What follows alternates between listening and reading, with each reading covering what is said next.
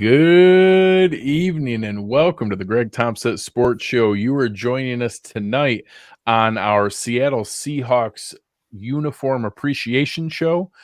We appreciate you guys jumping in. We are exclusively going to be discussing the amazing Seattle Seahawks throwback uniforms that make me embarrassed for them, that they changed to their new uniforms, and that seeing how just glorious their original silver and blue uniforms look tonight. I have no idea why they would ever change back because it's amazing. I'm joined here by our fantastic producer, Chris Seth. You see him on Twitter as Low Buffa Ceilings. Chris, what were your thoughts when you saw the glory on your television tonight? The first thing that I thought of was I need to see these versus the Buccaneers creamsicles. That's what I need. You just need to make that happen. Like dictate that down, Roger, and make it so. Need to see it. So on a serious note, obviously tonight we are going to be jumping in talking about the Buffalo Bills salary cap options going forward. So most of tonight is going to deal with the maneuvers that Brandon Beane and the front office has available to them in order to create cap space. We will talk a little bit at the end about maybe what we want to do with that money, position groups we need to focus on, a little bit on pending free agents, some wish list stuff. Most of that will be off-season content. This is more to either ring your alarm bells about the salary cap position that the Bills are in, or to reassure you that maybe it's not quite as bad as you thought. We'll see when you see the numbers, how you feel about that. We will be kind of going through each of those in chunks. I created some buckets of the likelihood of the moves and how likely I think they are to happen. You'll see those as we go. Obviously, I think it would be, crazy to not touch on the news of the day. We obviously saw the initial reports of the arrest warrant for Von Miller. Von Miller, there was initial reports of a 911 call, police being called to the scene, documentation by the police of bruising and broken laptops and other things. He had left the scene at that point. There has now been a report that the initial victim has recanted that statement and is saying that there was no assault. All of that will play out in the state of Texas. Victims actually cannot drop charges specifically for the potential of threats being made to them or financial coercion or them, other reasons that a victim may be coerced to drop charges. Although, obviously, there are plenty of instances where new information comes out and it turned out not to be as bad as what the initial reports are. None of us know that. I certainly do not know that. I'm not going to go down that path of what did or didn't happen. That will be proven out. If it's true, he will be released. He won't play in the NFL again, and he shouldn't. If it's not, I hope the things turn out the way that they should, and I wish them all the best. What we are going to talk about a little bit is how it does touch on tonight's show. And Von Miller is now in the second year of a 6-year, $120 million deal. Many people will remember it was initially reported that it was basically a 3-year, $51 million deal at about $17 million a year in cash. That's still the case. That's still pretty accurate. However, the Buffalo Bills last year, or I guess at the beginning of this year, at the turn of the league year, restructured part of Von's contract in order to create cap space for this season, which was used for additions like Connor McGovern and Leonard Floyd. And obviously, in hindsight, it's debatable whether they should have done that or the contract as a whole. But they did. And that, for all intents and purposes, really made the contract into a 4-year contract. And it pushed out the practical guarantees into that 4th year. If nothing happens and things are proven to not be as they were initially reported this morning, and the Bills still wanted to move on from him, it would actually cost $8.6 million more to cut him than to simply pay him. His cap hit would be 23.8 million if we just pay him to continue to play. It would cost 32.5 million to release him and to move on. Obviously, if it turns out that these allegations were accurate, I think that's going to happen. I think that they will, and they would let the process play out, in which case, if the commissioner suspends him, it would void his salary for 2024. That would reduce the cap hit. You see about the $10 million swing that you show here to go from an $8.6 million dead cap hit to $2 million in savings. $2 million in savings is a relative term. We would still be paying $21 million in change for him not to be on the team. But obviously, again, if these allegations turn out to be true, it's simply the cost of doing business. We made a mistake by signing someone capable of that kind of act, and that's simply what would happen.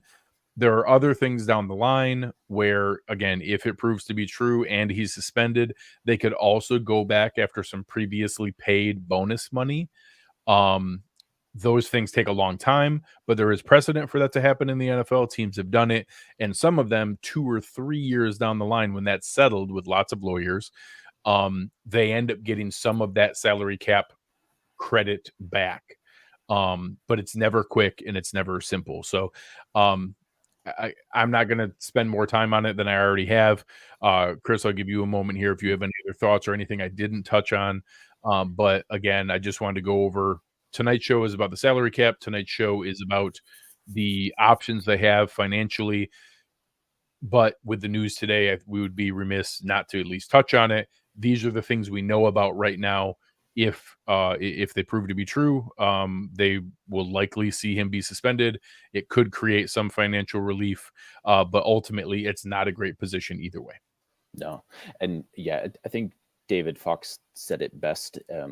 Like at this point, what could I possibly add that's either meaningful or, has any kind of consequences to it? Really, like all of this will get played out with the court system or with all of that stuff. So yeah, like we can look at the numbers and we have to address it and theorize on it, but like what the actual ramifications for him or his family are, like that's really nothing we could comment on now. Correct. So I agree.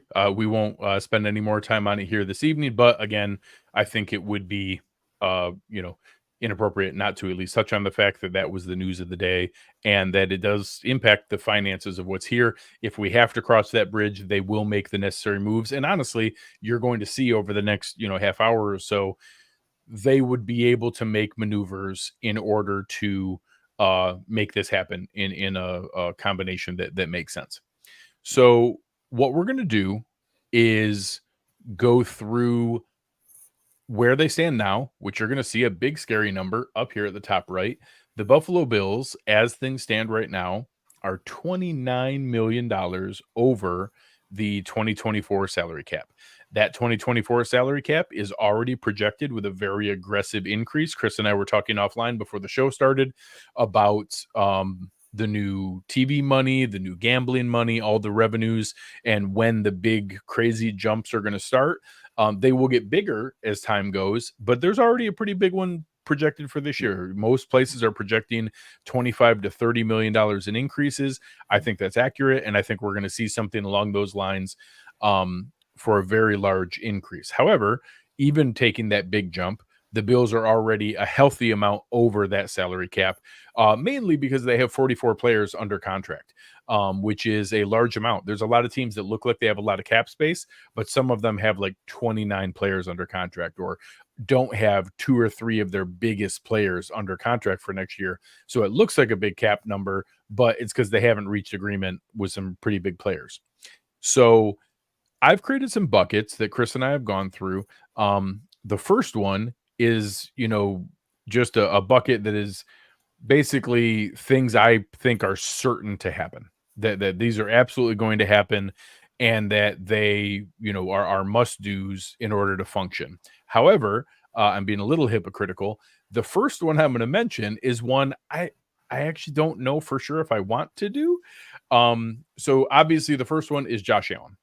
Josh Allen, we can do a base salary restructure on his contract for $23.1 million and immediately solve, 3/4 of our cap dent by being able to fix it and bring it up immediately. So it's something where I think this coming year or the next year, we do need to take our medicine and just let Josh's contract stay the way it is. We've restructured it every year for the past couple years because it's such a valuable tool to kick things down the line into the future.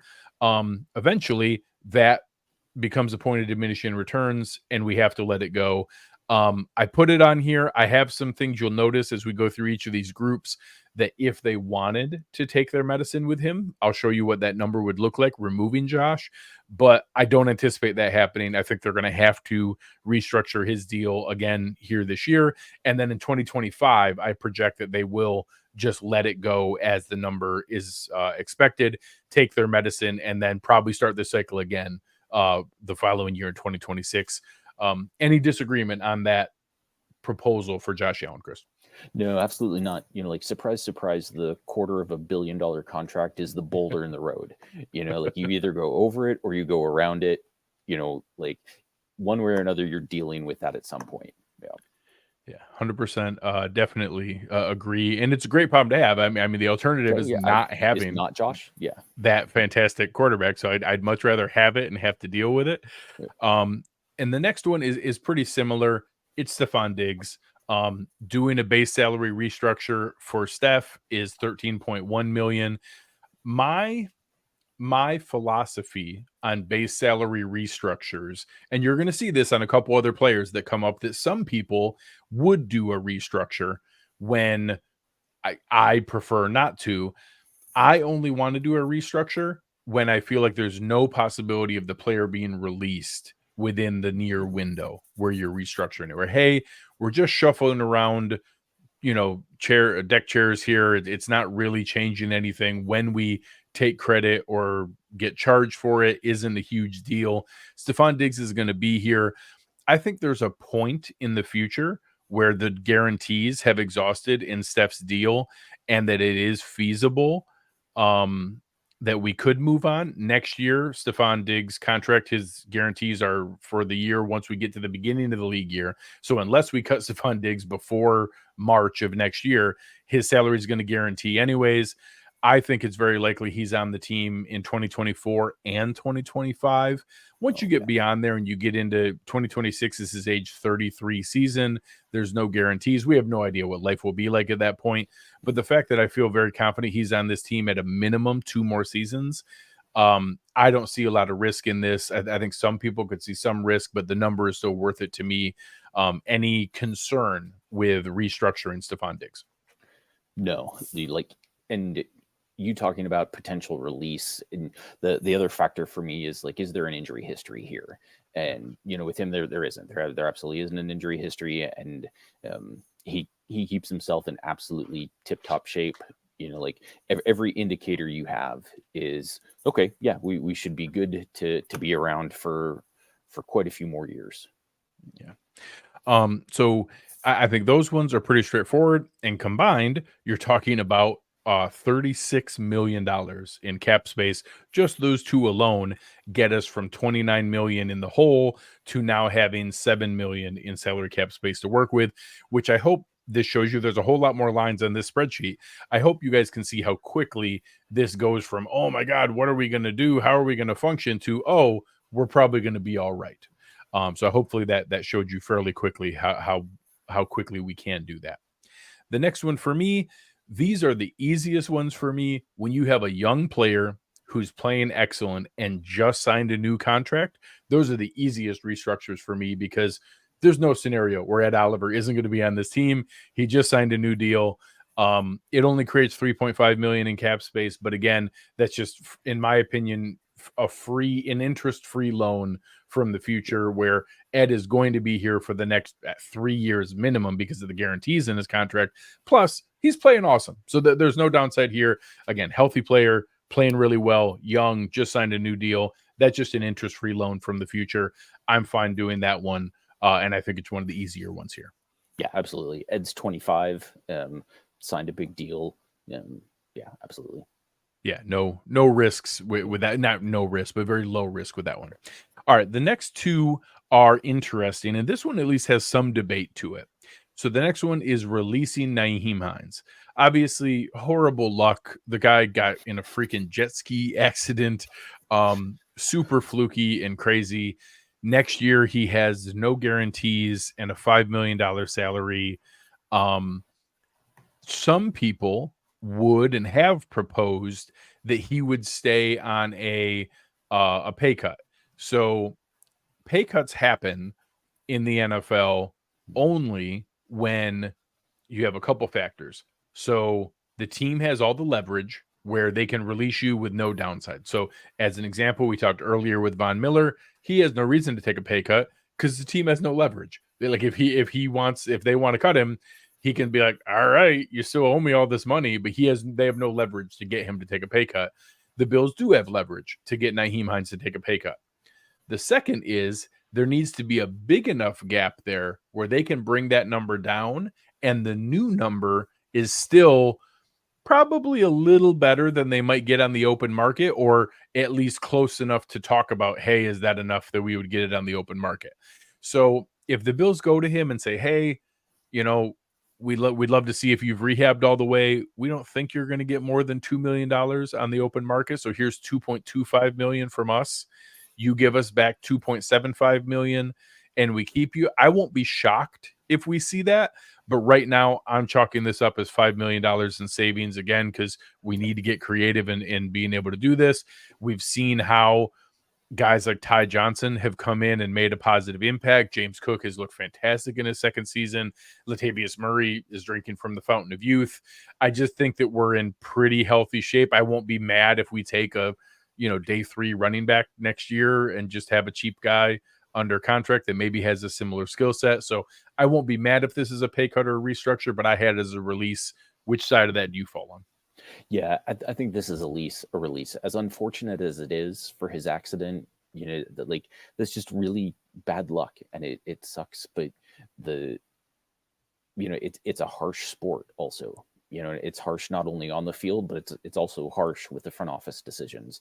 And I think there's too much savings there. We've already seen, like you mentioned, Murray and Damian Harris, and now Ty Johnson. Like, you can go shopping in the running back bargain basement and come away all right. That's a big problem for the position.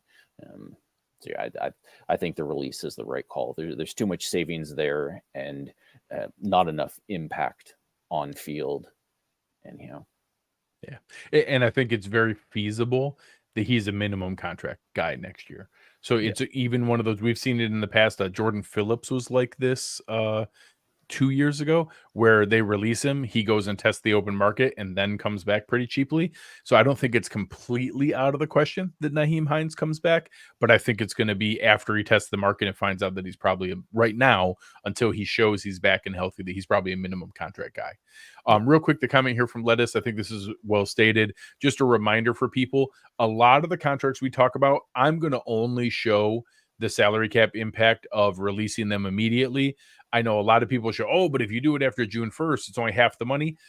That is a credit card spending mentality. That's like going out and paying for half your Christmas presents with cash and half of them with a credit card, and telling yourself you only spent half the money. So yes, you're right. You only spent half of that out of your pocket right now, but I promise you those bills are going to come due. So when you use post June 1st, salary cap relief, it just kicks that money into the next year. You still owe it. You still owe all the money. Now, maybe someone like a Von Miller, where it's just an unfortunate situation and it's not the financial setup you wanted anyways, they may use that.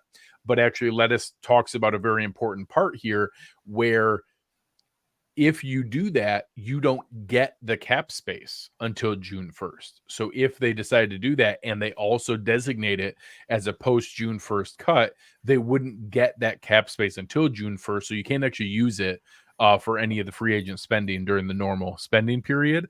So some teams will still do that. We may do that in a couple situations. There's some players here I've seen in the chat that you guys will see me talk about later, like a Dawson Knox or Trey White. I'll talk about what the difference is in those numbers, but I don't expect that to be the case. And right now I am not projecting any post June 1st designations, but the comment is accurate that it would still, that's how it would work if they decided to do that.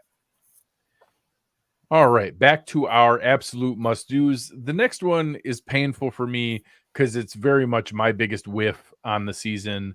I was really excited about the addition of one Deonte Harty. Not only has that not proven to be the case, he was a healthy scratch this past week. Khalil Shakir played. They brought up Andy Isabella, a practice squad elevation to play over him. So I will be shocked if he's not a release next year. Releasing him is not terribly painful. So they did structure the contract intelligently. I think we'll have like a $1.6 million ding, but we get $4.11 million back. I just don't see him as a $4 million player right now. So that's my judgment. Anytime I look at this is, hey, what is he going to get on the open market? What is his value to us? Our decision is he more valuable on our roster, or is the 4.11 million more valuable to us? I sadly think that's a very easy decision at this point. So this is actually one of the moves out of the 5 listed here I might feel the most confident in, is that we're going to release Deonte Harty, because he's the one on the roster that's the cleanest of market value versus cap savings, just does not net out. I think he's an easy release. Yeah, for as exciting as some of his highlights looked, from out of New Orleans, and the way Eric talked about him, when he was first signed, like I think we all rightfully got excited. He looked like McKenzie, an upgrade on McKenzie, and we've gotten to this point in the season, and his production has been significantly less even than they got out of McKenzie, and less than McKenzie. It's really disappointing. And would you pay $4 million for what Isaiah McKenzie did? No, you would not, even close. Yeah. And obviously the healthy scratch and practice squad elevation of Andy Isabella is simple of a they're writing on the example wall. As we're going to get. Yeah, writing on the wall. Very well said. So each of those together, those 5 moves, and again, I think those 5 moves are very, very likely. Some people, I think in the chat, I saw some people commenting on Steph's age. I don't think that's crazy. I think Stefon Diggs' skill set is one that's going to age really well. He's never been one of the fastest guys in the league. I think he's going to age like a Keenan Allen, like a Larry Fitzgerald, guys that we see, those technician route runners, good, the way that he plays, I think is going to age well. Again, I'm comfortable that the 2 more years I would need out of this to make this worthwhile is a lock that he will be a productive NFL receiver for 2024 and 2025. I think it's likely it could go beyond that, but I'm not concerned with it. Even if you don't, that still gets us into a very healthy space. And as I said, each of these I'm going to show, if they wanted to take their medicine on the Josh Allen deal, you can actually flip that around, even if you did it the other way. And instead of the Josh Allen, say we didn't want to use Steph Diggs, this would get us to a little over 7 million in available cap space. So both of them are feasible, but it shows you, hey, we might need to do a little bit more work if we don't want to release Josh Allen.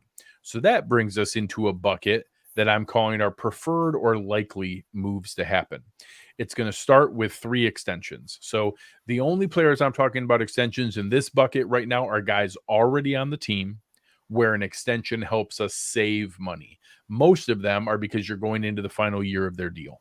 Matter of fact, all 3 of them are because you're going into the final year of their deal. I'm not going to spend a ton of time on what I think the extension will be. For all intents and purposes, I'm going to keep it pretty similar to what they're being paid now. Deion Dawkins is a $15 million a year left tackle. I think that's what he is. I think that he's not the elite of the elite that are getting 20 million and 23 million, but he's a good plus starting left tackle. I could even see him getting a little bit of a bump. Maybe it even goes to 17 million a year. But he deserves that money. He's playing really, really well right now. And doing an extension can create as much as $7 million in cap space, depending on how we structure it. We also can do some signing bonuses with the current deal. that eat into a little bit of that, or we can choose not to take advantage of all of that and just extend him and get slightly lesser savings. But any way we structure it, we would get some savings on that. And whether they choose to leverage 3, 4, 5 million of it instead of 7 million, extending Deion Dawkins is a move that I think makes a lot of sense. And when it's going to save money, it's just an easy one to do. So I think I didn't quite put it in the absolute must do, but I think it's very likely to happen. Yeah, I would have been completely fine if you'd had this in the must do bucket. Like he's the kind of guy to be smart with. Homegrown, developed, earned great in the community, NFL Man of the Year candidate. Yeah, absolutely. Like all the things that you want from a guy on and off the field, he's doing and done and has a track record for. Like chipping in a little extra, to add 2 more years. Like, yeah, I'm completely good with that. And he's not just as an example, crazy with though. This is the exact same timing and age of when we did the 2-year extension for Mitch Morse. So there was the original deal coming up into the last year of the deal at this age, did a 2-year extension. Mitch has continued to play well also at that age. I think it's very, very similar. Neither of them are elite. Both of them are good NFL linemen, are good things to keep. Yep. You can put them in the lineup and not think about them. And what more do you want? Yeah. Well said. So the next one is a new name, and I think a lot of fans are going to agree with the sentiment here in that, a lot of fans maybe weren't familiar with exactly what Rasul Douglas's game was. They probably saw people like you and I and Eric get very, very excited about the acquisition. But I will say he's played even better than I anticipated or thought we were going to get. He has been a perfect fit in this defense. I think that is going to translate in continued success. He's never been some, ridiculous high-end athlete, but he has a deal next year. It's roughly like 8.25 million. I'll give him 2 more of those years. I'll give him 2 more years at that same number. I'll give him 2 years and 17 million, 2 years and 18 million, that kind of ballpark. It lets us kick a little bit of that money down the road. And I think his zone skills will age well because we're not asking him to lock up in man and chase people all over the place. He's a guy that I want here for additional years, but I feel very confident we're going to keep him for next year under the deal that we traded for. Yeah, I was surprised he's already 30. Like, that surprised me just because, I don't think he really came onto the scene until a few years ago, but I'm not as worried about that as you would be with other cornerbacks because, what he brings is, more of what Hyde and Poyer have brought. We're not looking at great athleticism. You're looking at great instincts, at great study, at great football IQ. Those are all things he brings. And, one of the best things about him, and we've already seen it, is playing above the scheme. And that leads to the turnovers that, they desperately need right now.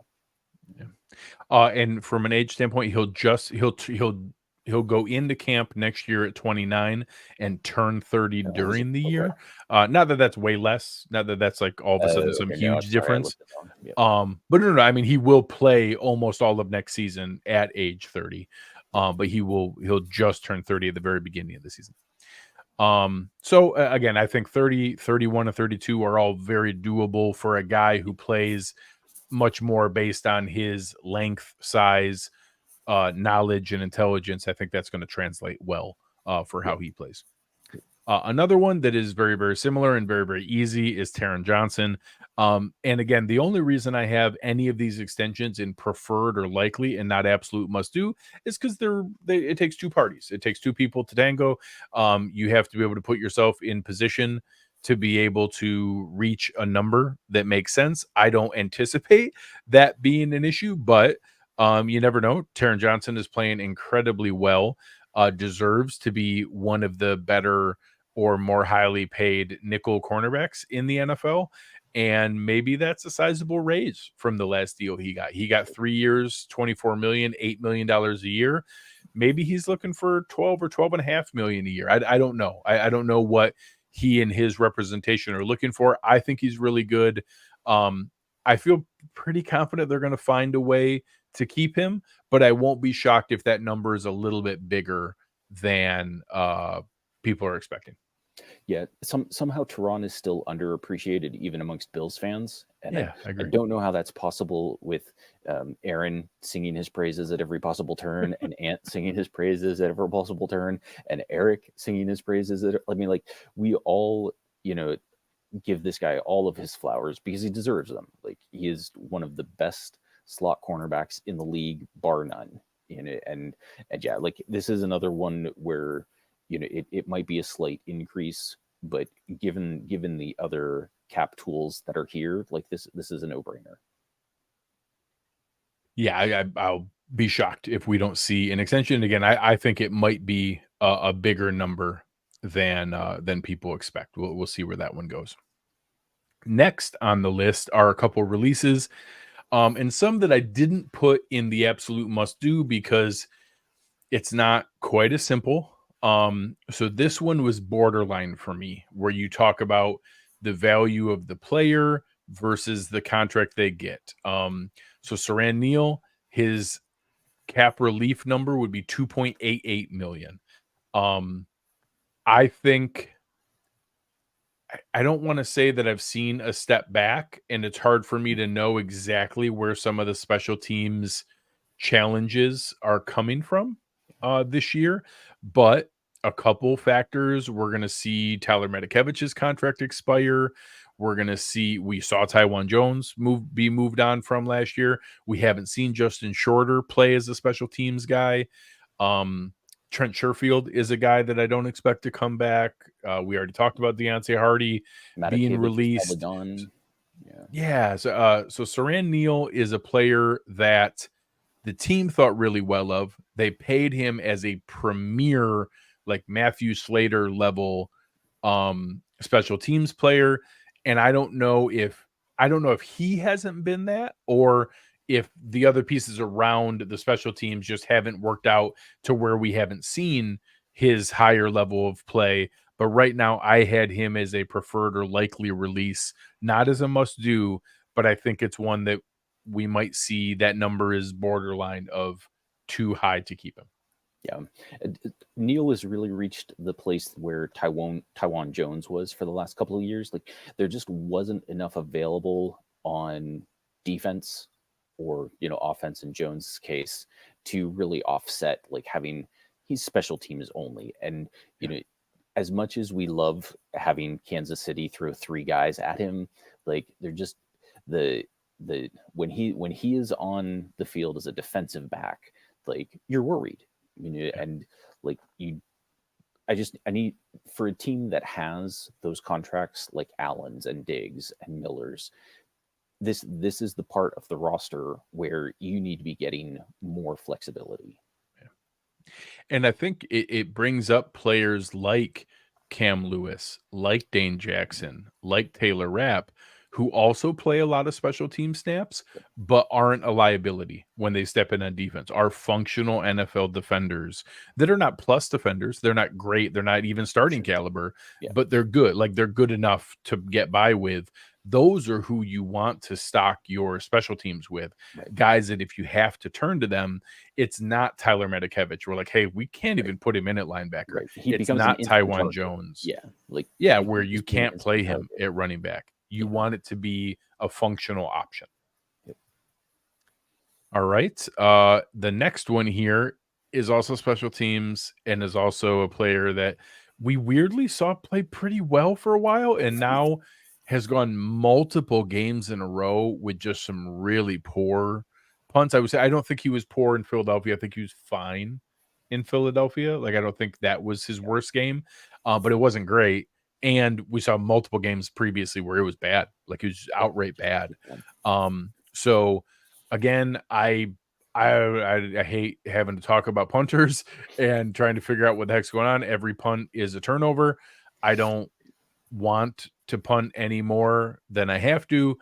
I also am not going to pay extra to a guy who isn't giving any bonus value, let alone even replacement level value right now. So again, I think we're going to open this roulette up again. Maybe we draft a guy. Maybe we try the cheap route again. I don't know. but I expect us to have a new punter in 2024. Yeah. At the end of last year, I was like, okay, yeah, give him 3 years. Who cares? Sure. Like the few punts that he had looked great. And then like even at the beginning of this year, it would have been okay with him sticking around. Sure. That would have been fine. But this last month, last 6 weeks has just been a net negative. Like you don't feel like you can trust him anymore. Yeah. So we'll see where that one goes. I think that's where I expect that to be. We'll see what ends up. Another one that I put down here in the preferred or likely, I debated on putting it up in the absolute must do, is a base salary restructure for Connor McGovern. And again, I talked earlier about my criteria for doing base salary restructures is there any risk of this player being released in the next couple of years? For him, I don't think so. He's 26. He'll be going into his age 27 season. The offensive line has been, debatably the biggest silver lining of this season, maybe the most pleasant surprise of all positions here.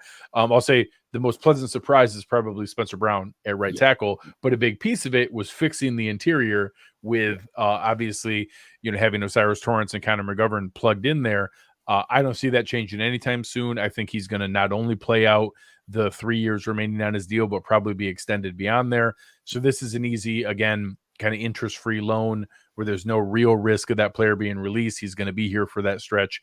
This is just another one where I probably could have put it in the must-do, but I put it down here just because he's not quite as much of a slam dunk as what in that Oliver is for me, but I thought this is an easy one in my opinion. Yeah, I do not want any changes along that offensive line.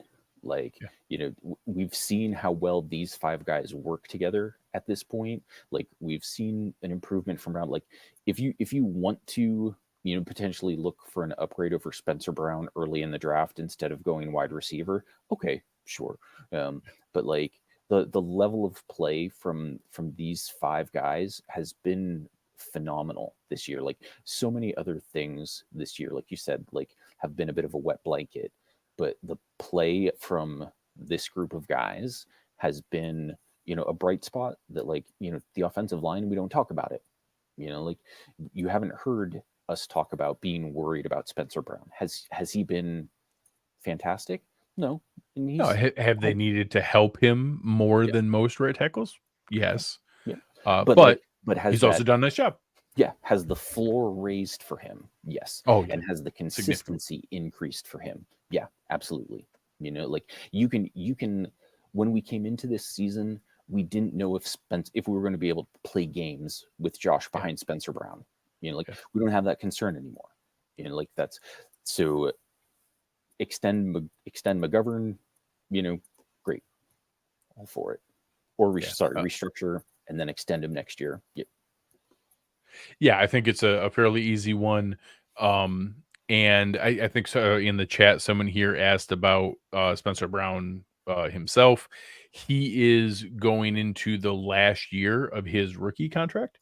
So I am on one side happy with his progress and stability.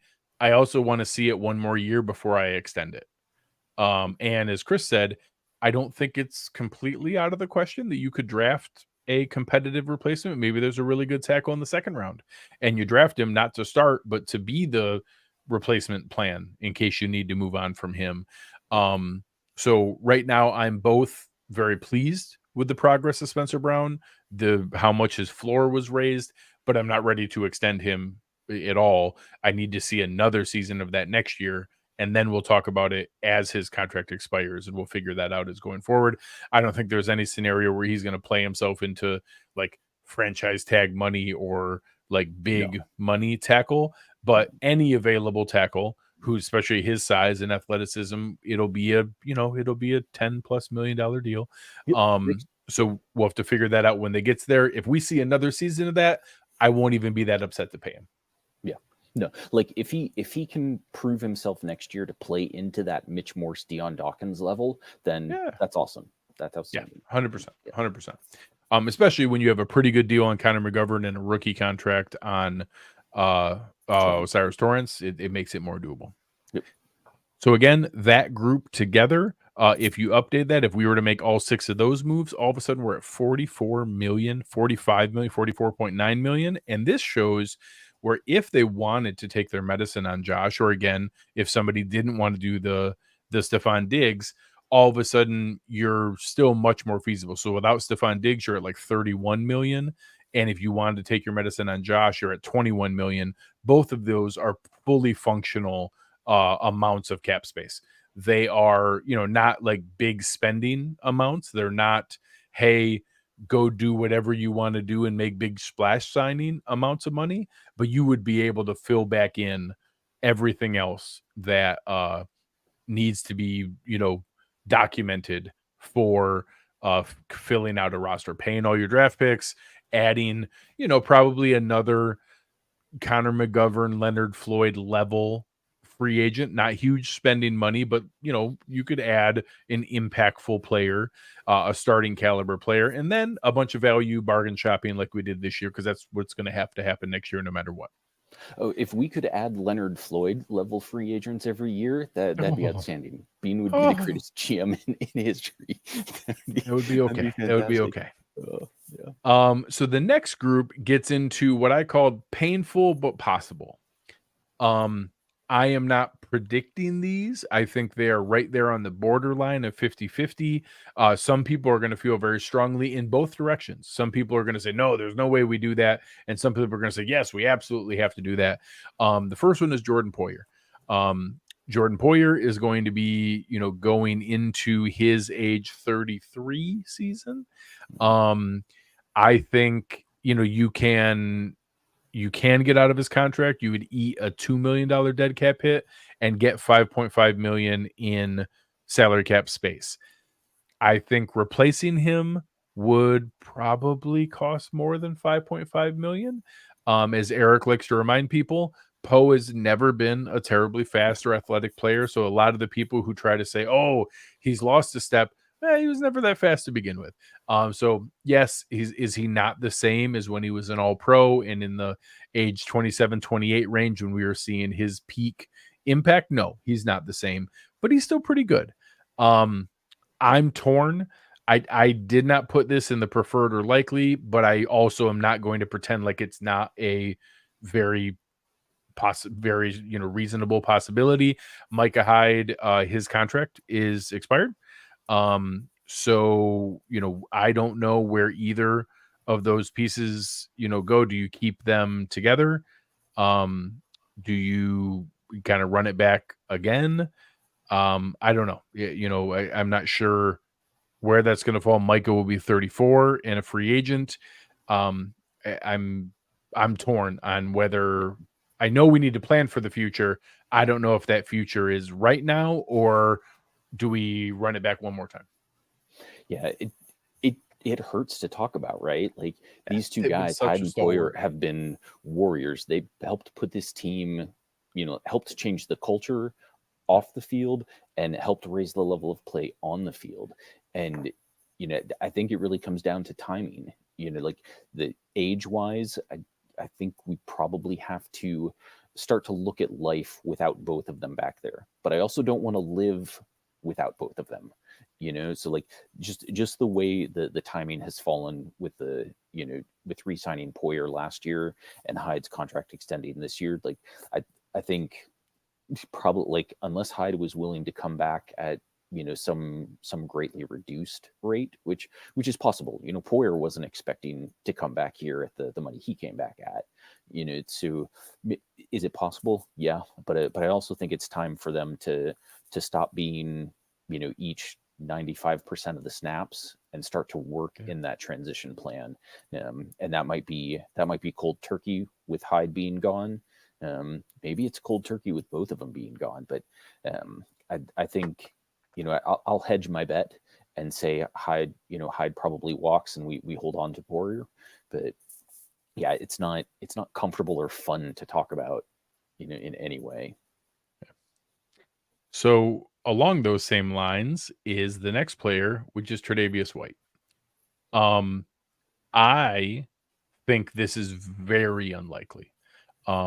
Trey is going into his age 29 season.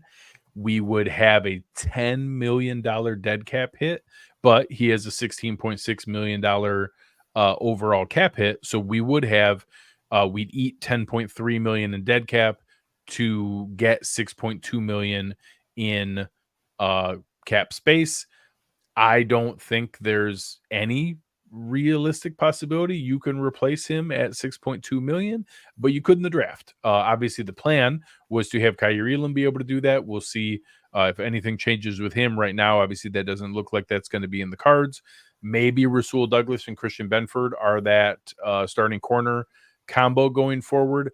But Trey rehabbing from the injury, getting ready to come back, I will be absolutely shocked if they release him. But I did list it because it is possible, and there are some people who feel very strongly that they're going to release Trey White. So I put it on here. You can play around the same way that we talked about with Vaughn. You can spread that money out and have $10 million in cap savings with $6 million in dead cap because you bump some of it into 2025. It doesn't really matter. You have to make up for that $10 million dead cap hit no matter what, no matter when you release him. So I didn't play around with that. In theory, you could and get the 10 million now and, you know, eat 4 of it in 2025. It's still the same amount of dead cap that you need to pay for. So again, I don't think that we're going to see that direction go, but I wasn't naive and I wasn't going to pretend like it's not an option. I did list it. Yeah. The injury history complicates it so much. Yeah. You know, yeah. Do you want to get to Eric's comment this one? Yeah, just here say, you know, appreciate you giving us a shout out here, saying love the show. Great content as always. Bills can get on a streak this year. Lots of ball left. Defensive coordinator hiring needed in 2024. I don't think you're wrong. I think that maybe McDermott needs to take that off of his plate. We saw the report from Tim Graham earlier saying that there's a 0% chance that Sean McDermott's fired. So that doesn't make a lot of people happy. But it does sound like that's the new reality here. So we'll see where that goes. But appreciate Eric and his contribution here. Yeah, I was fine with Eric's comment popping up there because I don't have a good answer on Trey. You know, like the injury history is too messy. You know, like, and I wish I had the exact answer to play that out perfectly. You know, because we've seen that cornerback depth can be tested easily, very quickly, no matter how deep we think they are. You know, I would be surprised if he was cut. Absolutely correct. Yeah, I think that's my biggest takeaway is I'm not going to pretend like it's not an option. I will not be predicting it, and I don't think it's going to happen. Yeah. So I think it's way more possible they could move on from Poyer than it is that they move on from Trey. I think Trey White will be back. Heck, I actually think it's not completely out of the question that they approached Trey about moving to safety and playing. Yeah. As a center fielder and being the replacement for Micah Hyde. I don't think he's ever going to be, you know, he's already kind of a minus tackler at cornerback. So I don't think he's going to become like a plus tackler at safety. But as a center fielder, use him as the dime linebacker in emergencies. Maybe not. But I could see him translating to that Micah Hyde center fielder role. That's something that is, you know, again, I'm not going to predict that that's what they do, but I think it's a non-zero chance where maybe Christian Benford and Rasul Douglas are the starting corners because Trey White is the guy who moves to safety. I don't think that's completely out of the question. So again, those ones, if they wanted to, that's another almost $12 million in cap space that they can create.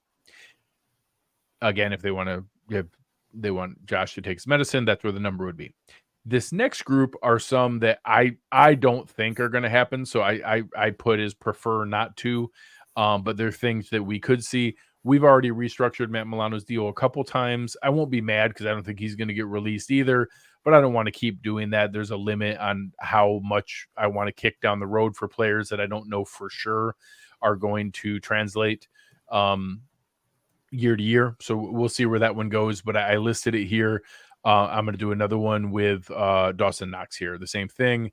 I am not ready to move on or release Dawson Knox. His contract is not really doable.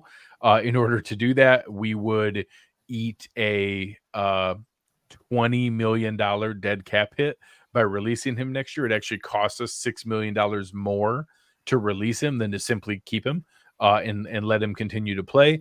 But I'm also not going to go the other direction and restructure the deal and change that at some point we can move on from him if we want to. 2025, it's about 50-50. We eat 7.8 million and we get 7.6 million in savings. 2026, you really have the options where you get 12 million in savings and you could move on from him there. If we restructure, we lose that option altogether, and it makes it inevitable we keep him through the entire life of the contract. So I'm not going to be crazy and try to eat a $20 million dead cap hit to release him ahead of time or try to spread that out into 2025 money. He's going to be on this team. I guarantee it, but I'm also not going to restructure it to make it worse. And I won't be mad if they do with Milano, but we've already done it twice. I don't want to do it a third time. Yeah. When you first shared this with me, I was wondering, like, why wouldn't you restructure Knox? But it's really about that last year. Like, do you want to be forced into taking that last year? And I think he's gotten dumped on a little bit, with the injury and some of the play before the injury, and then also with how well Kincaid has played over the last 6 weeks. Like, because but before Kincaid was brought on as a first-round pick, like, people were arguing that here's Dawson Knox, he's a top 10 tight end, like, expecting his breakout, kind of each year thing.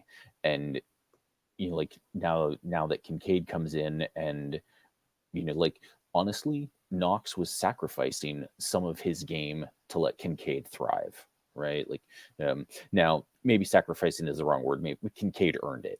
But he also has thrived greatly with Knox out. And I think that disparity has made Knox a little more, of a target. And, is that contract the best contract Bean's ever made? No. But is it, I think we'd be disappointed if our second tight end, because I'm going to say Kincaid is tight end 1 at this point. Yeah. But we'd be disappointed if our second tight end was just Quentin Morris. Here someone asked what the impact of trading Knox was. It's not a lot better. Some of the salary goes with, but it's still an $11.7 million dead cap hit. So we would trade him and still be paying $11.7 million for him not to be on the roster. So for the most part, he's going to be on this team next year. I don't see any realistic path where that's not the case. But again, the reason I don't do a base salary restructure is I don't want to add that as taking it off the table in future years where I do think it's feasible. We could move on in those spots. The next one is Kaiir Elam. If we trade him, it's because we got an offer of some value for him because there's no financial benefit. Releasing him actually costs us money.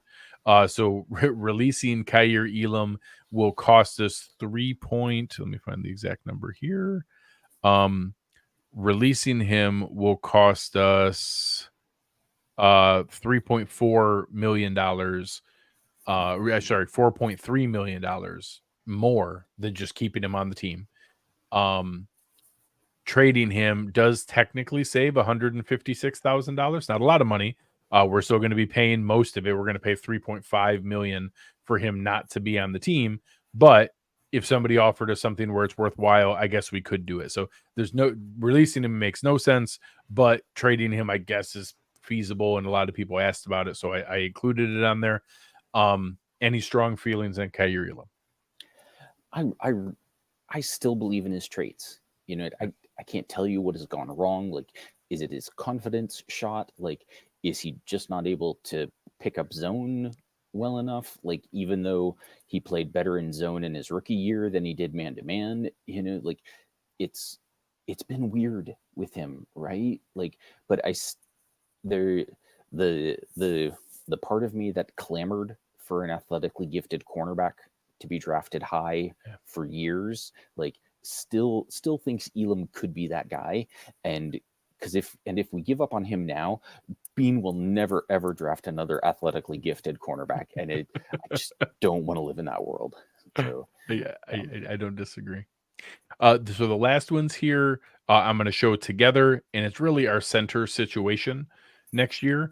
So right now, we're basically going to be paying almost $17 million for our starting center and our insurance policy at interior line.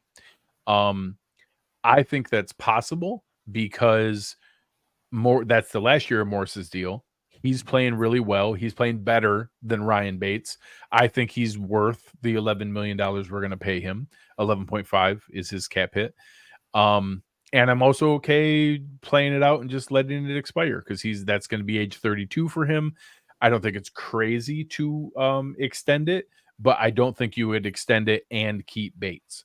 I also am not naive in that they could save some money by releasing him. I think there's a risk in releasing him and assuming that Bates can just step in and be as good, especially as well as this offensive line is played this year. I think that there's a reason that it's played well and that he's one of the better players along that line and is kind of helping those other players develop.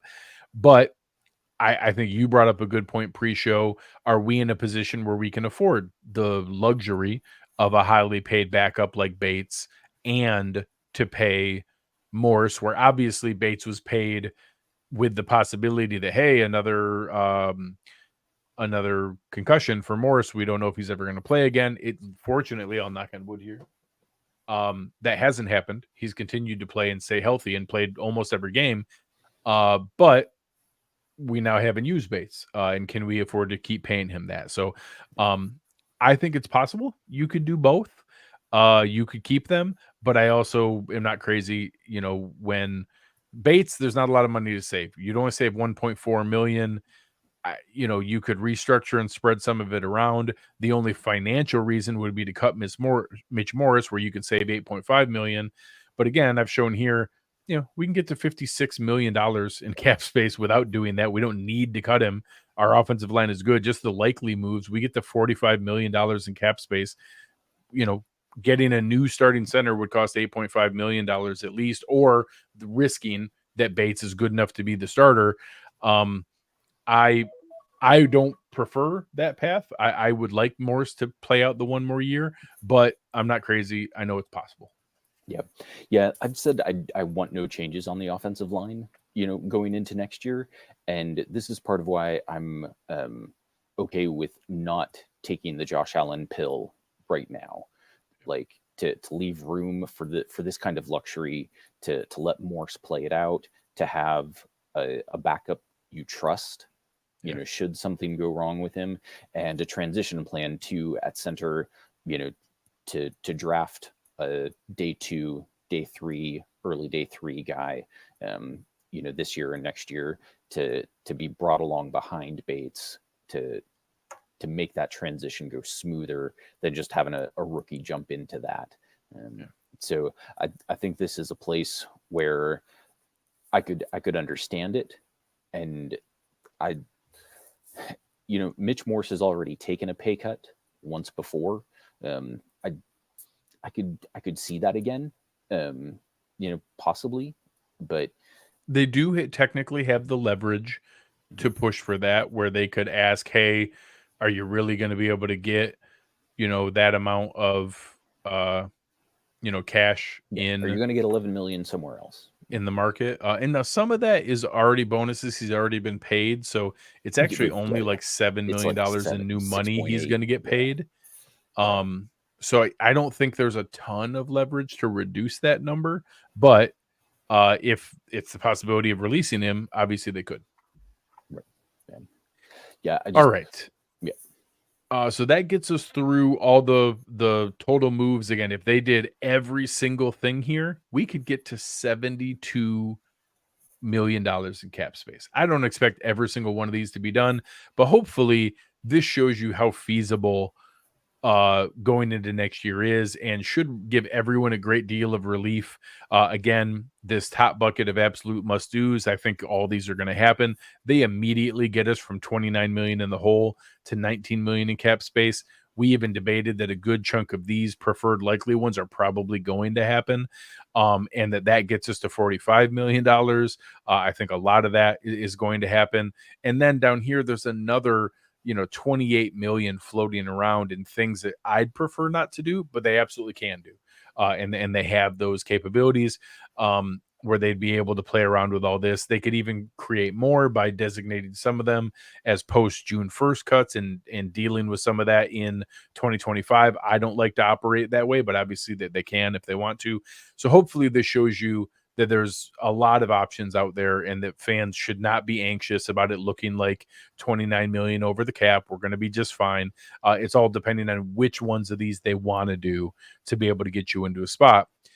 Before we end, I know our fantastic producer, Chris Seth, spent a little bit of time talking and doing some prep on some of the things that you would use some of this cap space for. Obviously, we'll get into lots of that in the offseason, but we got some pending free agents and a couple of different spots that go into there. Why don't you pick up maybe one or two of those position groups that you think are going to be a top priority and how you might go about addressing it?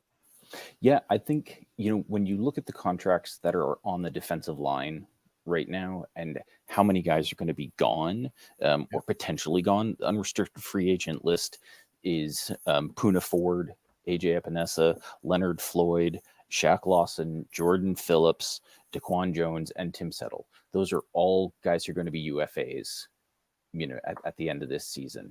And the turnover there is going to be pronounced. And so the first thing I want to do is I want to re-sign Daquan Jones, extend him now or re-sign him.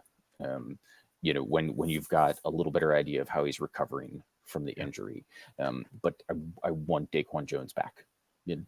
He was playing at an all-pro level. It was phenomenal. I am willing to bring him back even if he's a little diminished from what he was for those first 5 weeks. The second thing I want to do is, and I guess here's a good question. What do you think Daquan would come back for? Like my guess was 2 years for 12 million with 8 guaranteed. I think that's the ballpark. I won't be shocked if it's 16, if it's 8 million a year, just because he was playing so well earlier. There's a chance that the injury gives the team enough leverage to keep it back down closer to that $12 million range. But I think that, kind of continuing in the realm of what he got previously, he can basically get another chunk of that money going forward and probably deserve maybe even a little chunk of a raise. The hard part is how much of that is impacted by the injury. That's the hardest part to know, because injury at age 33, although interior defensive line ages really well, I won't be shocked in the way that goes. But his previous deal was 2 years, 14 million. Maybe it's 2 years, 16 million instead, but I think that 12 to 16 million dollar range makes total sense. Yeah.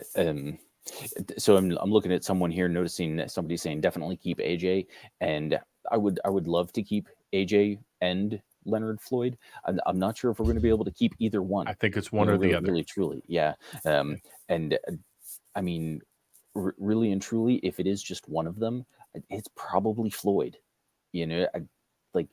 He's older, but the higher end production is there. I think it's easier to find someone to do what Epinesa has done for them this year than it is to find someone who will bring what Floyd has added. So that's just, my 2 cents on that. But in terms of the DL, the other piece I'd like to see them do, I think Taven Bryan fits with this team.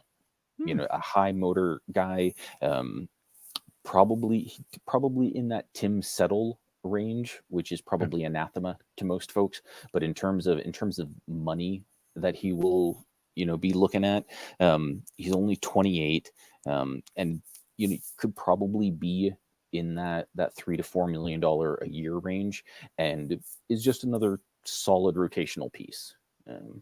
And part of my motivation for that is I hated watching him hurt the offensive line in that terrible Jaguars game.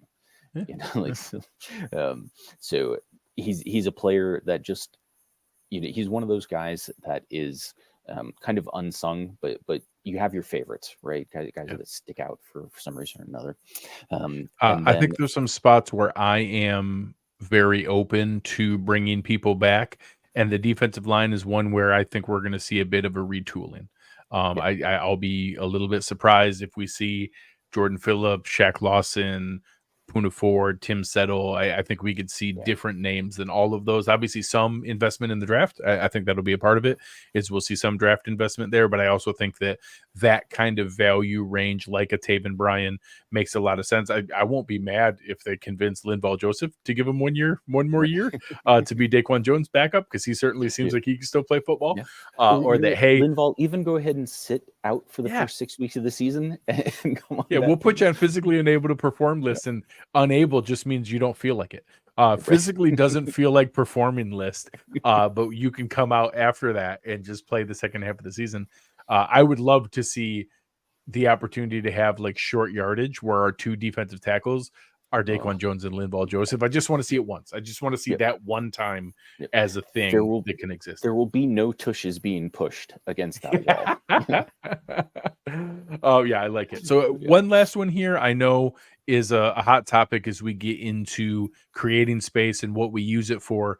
Where is your head at on Gabe Davis going into 2024? Gabe Davis is hard, right? Like, and it's not hard in the sense of we have this emotional attachment for Hyde and Poyer.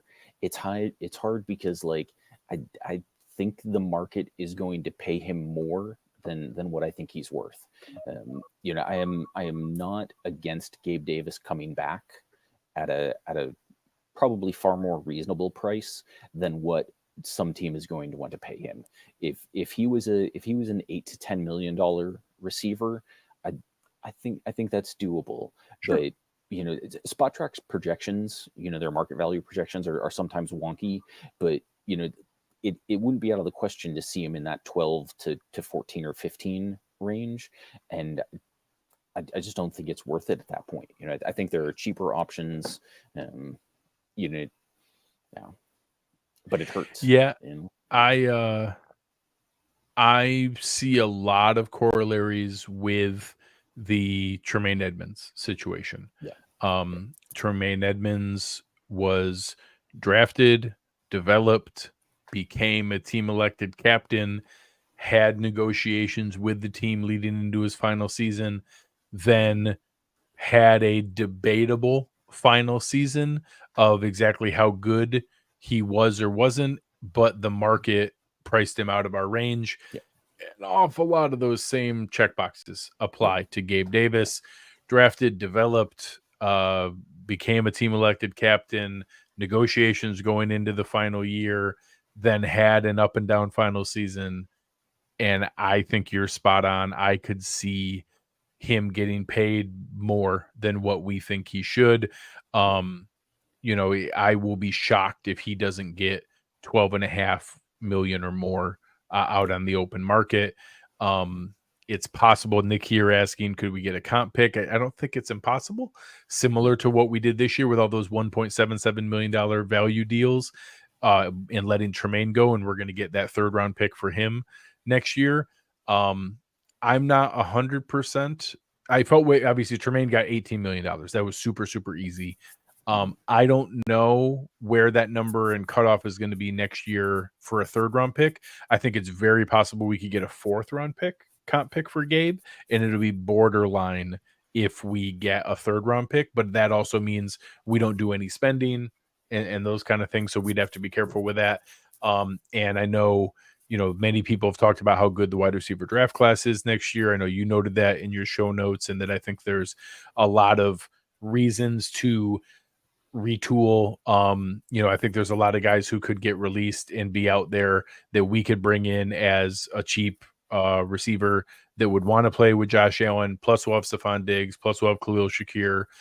Maybe Justin Shorter will be a depth piece that can play, and you draft another one maybe in the first or second round to really be an impactful player, and you can fill in the depth with other options. They tried this year with Deonte Harty and Trent Sherfield. Those didn't work out, but we've seen other ones with John Brown, with Cole Beasley, with Emmanuel Sanders, where we've also hit on some of those value lower priced free agents that have turned out well. I think a draft pick and a value signing could combine to be just fine.